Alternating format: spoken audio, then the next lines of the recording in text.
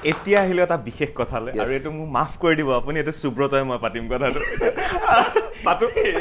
আমি দুটা পাতি থৈছো এইটো কথা আজি পাতিমে বেলেগ কোটো পতা নাই সাহসো কৰা নাই জিং নহয়তো মই সাহস কৰিছো তুমি লগত দুইটাই বদমাছি কৰিছে মই জানো কিবা এটা ক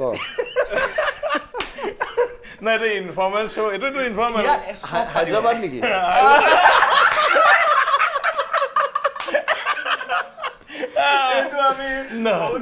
আমি অসমীয়া হিচাপে গৌৰৱ কৰিব পাৰো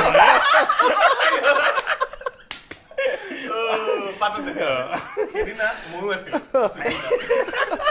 তেতিয়া তাত গম পোৱা নাছিলো কথাটো ৰবিদা ভাবিছে ছোৱালীকেইজনী বহি আছে মুখৰ আগত কি ফাল্টু কথা কৈ আছে নহয় নহয় মানে কি হয় একশ্যন চিকুৱেঞ্চ যেতিয়া কৰা যায় এই মানুহবোৰ যে উৰি যায় কিবা হয় এই গোটেই ষ্ট্ৰিংছ লগোৱা যায়তো ইয়াত ৰছী লগোৱা হয় গাৰ্ড চাৰ্ড চব লগোৱা থাকেতো তাতে মানে ক্ৰিকেটত যেনেকে ইয়াত গাৰ্ড লগাই তেনেকে গাৰ্ড লগাই লোৱা হয় ছেফ ৰাখিব প্ৰাইভেট পাৰ্ট তাৰপিছত সিহঁতি চাউথৰ পৰা গাৰ্ড লৈ আহি যায় একদম মোতকেও সৌ হয় এনেকুৱা টাইপ চাউথৰ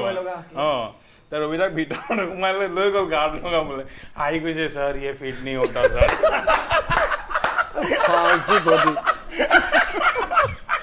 ইমান ফাল্টু ইহঁত দুটা চূড়ান্ত ফাল্টু সেয়া হৈছে আমাৰ ৰঘুপতি